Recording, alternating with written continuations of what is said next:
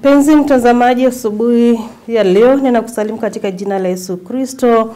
Bwana Yesu asifiwe. Ninatumai kwamba weekend yako ilikuwa ni ya baraka.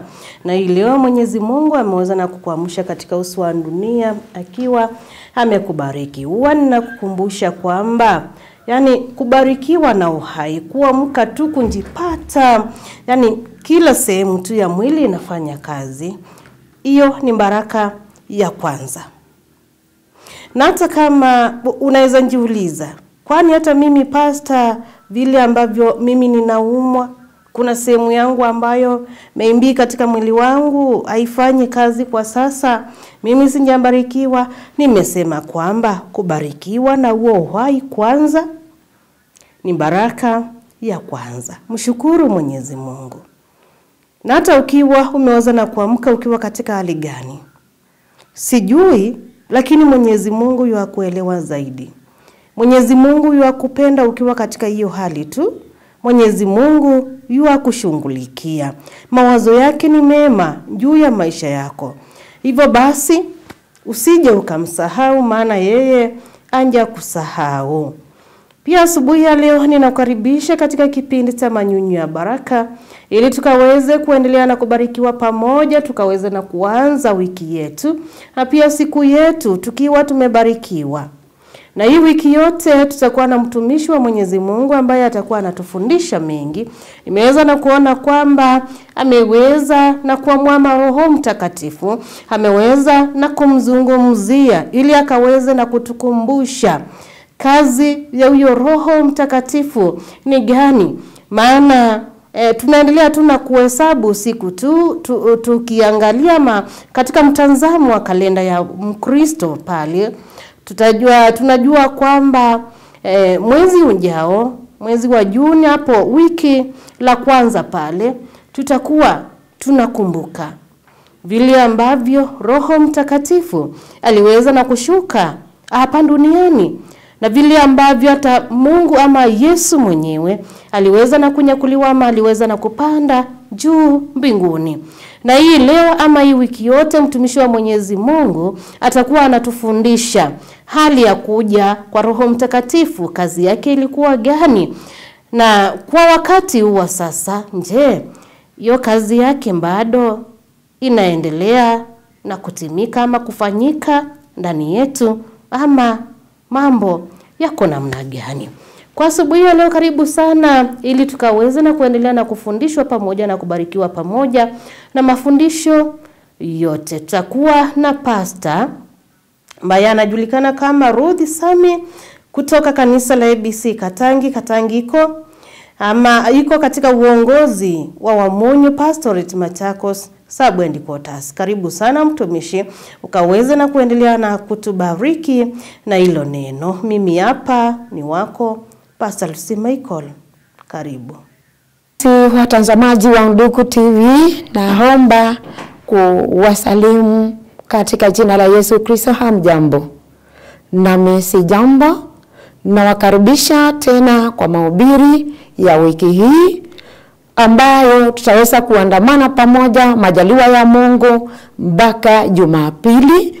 Kwa hivyo tunaenda kuanza na kusoma neno la Mungu katika kitabu cha Matendo ya Mitume, ambayo ni sura ya kwanza, tukianzia mstari wa 8, na nitasoma tu mstari wa 8 ambao unasema hivi: lakini mtapokea nguvu akiisha kuwajia juu yenu Roho Mtakatifu, nanyi mtakuwa mashahidi wangu katika Yerusalemu na katika Uyahudi wote na Samaria na hata mwisho wa nchi.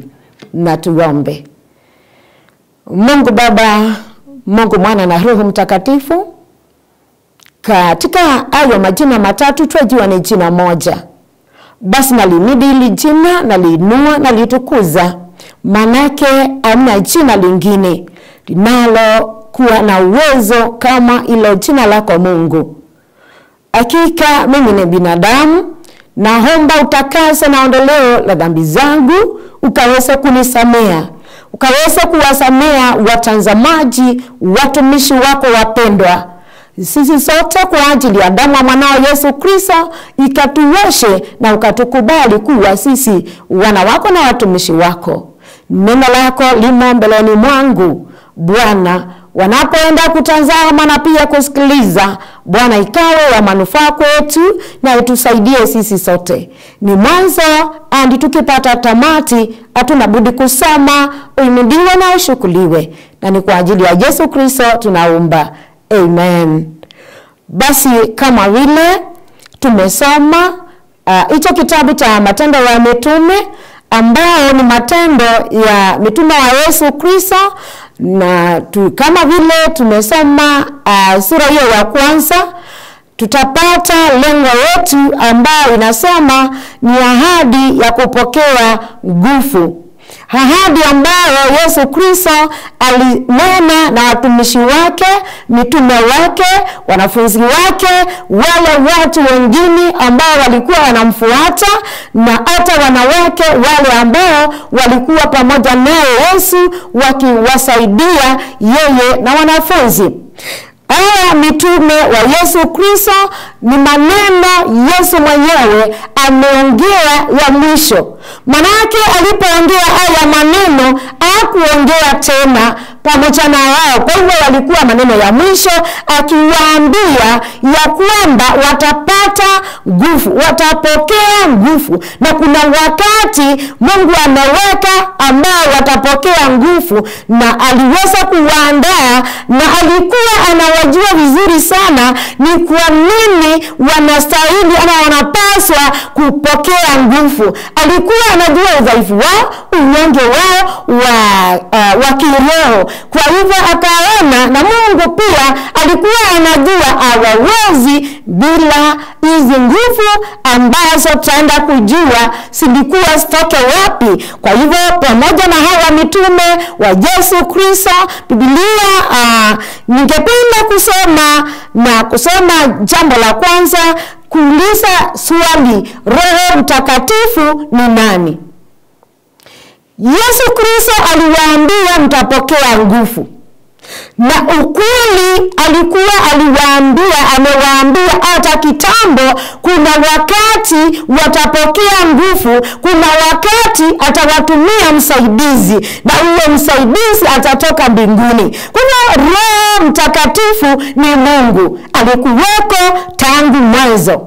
Na huyu Mungu hakika aliweza kujitokeza kwake Yesu Kristo na akapata nguvu. Maana alipozalika katika ulimwengu alikuwa Mungu, na hata alikuwa na mwili wa binadamu. Kwa hivyo siku moja huyu Roho wa Mungu aliweza kumtokea Yesu Kristo, na vile aliweza kujihizi, na vile aliweza kupata nguvu, akawaahidia wanafunzi bila shaka watapata nguvu kutoka kwa Roho Mtakatifu ambaye ni Mungu.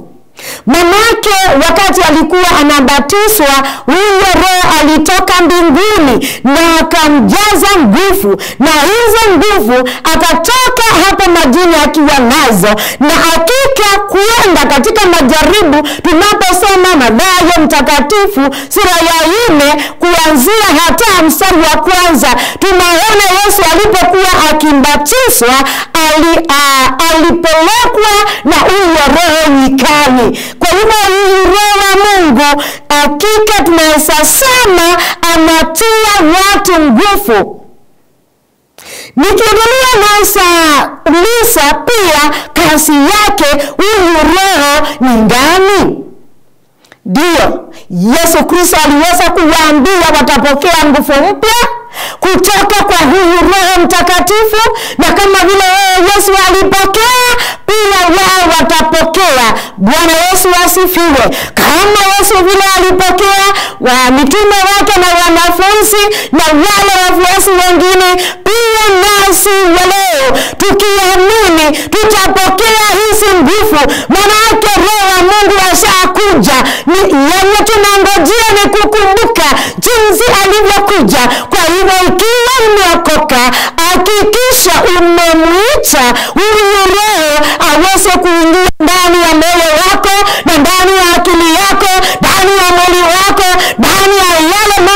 yote ambayo unayafanya na atakutia nguvu. Kwani kazi yake ni gani?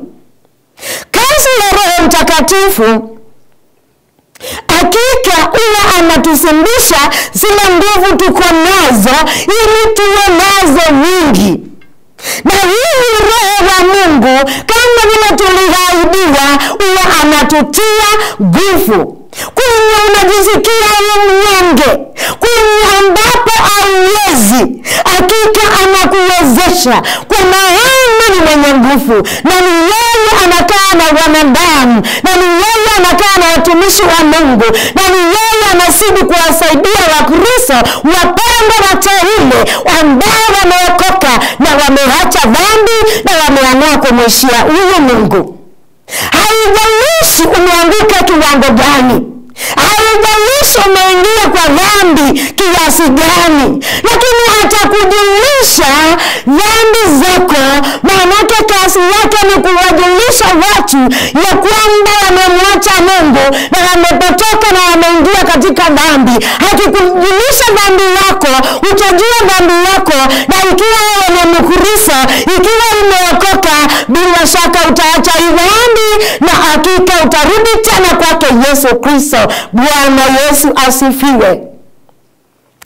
Basi tunapoendelea na mambo mengi sana, hata hii Roho tunajua ya kwamba endapo utaacha dhambi na urudi tena kwake Yesu Kristo, huyu Yesu atakushika mkono na atakuongoza, na hakika atakuinua kiwango kingine, na atakutumia, atakufanya kuwa wewe ni mwana wake, na hakika wewe kwake utakuwa Mungu wako na atakuwa Mwokozi wako ama wa maisha yako. Basi tunapoendelea na kumalizia, ninasema jambo la tatu, nikisema ya kwamba kama vile Yesu alisema ya kwamba wao mitume wake Yesu Kristo watakuwa mashahidi wake watakapotiwa nguvu mpya, watakapopokea huyu Roho, watakapokaa ndani ya huyu Yesu.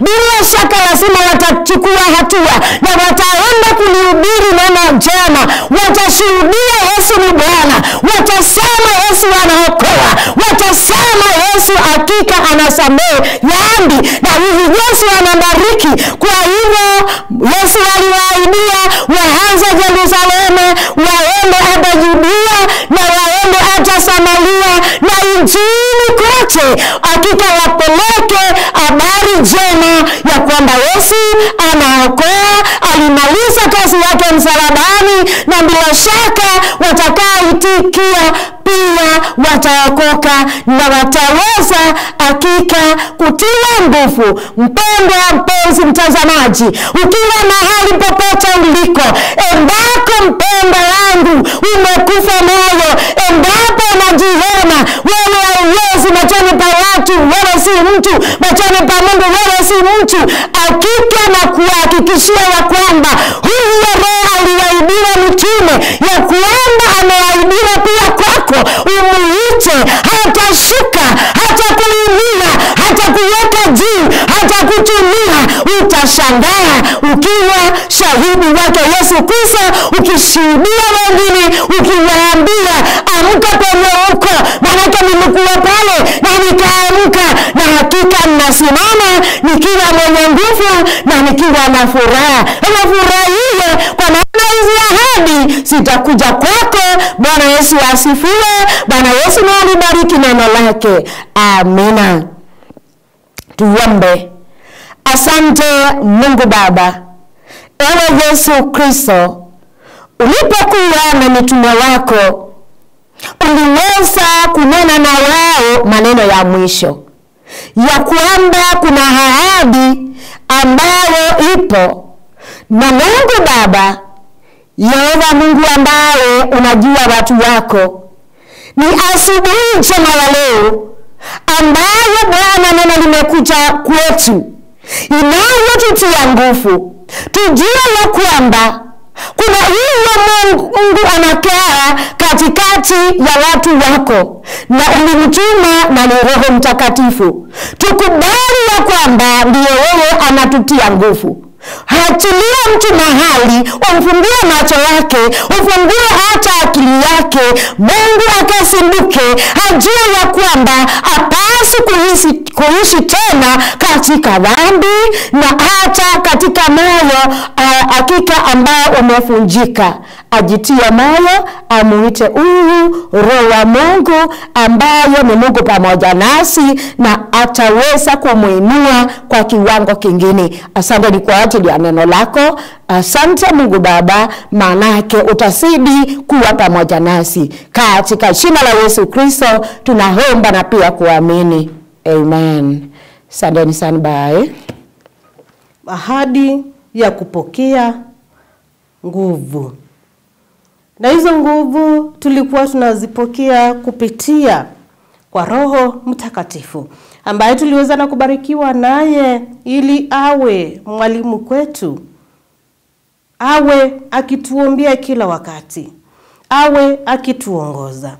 Maana Yesu Kristo aliweza na kuona, Mungu mwenyewe aliweza na kuona kwamba haifai tukaweze na kuachwa kama watoto yatima, lakini tutaweza na kuachwa na Roho Mtakatifu. Roho ambaye huwa anakuzungumzia kiundani, huwa anakuonyesha nje, haya ni ya kufanya ama haya sio ya kuyafanya.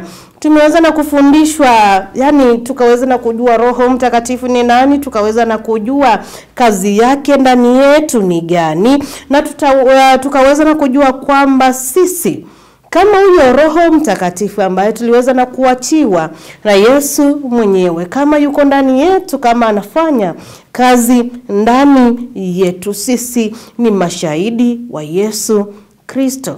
Je, kama vile ambavyo umeweza na kusikiza, yani hilo fundisho, huyo Roho yuko na kazi ndani yako ama hana kazi? Na je, wewe yani ni shahidi wa Yesu Kristo ama bado?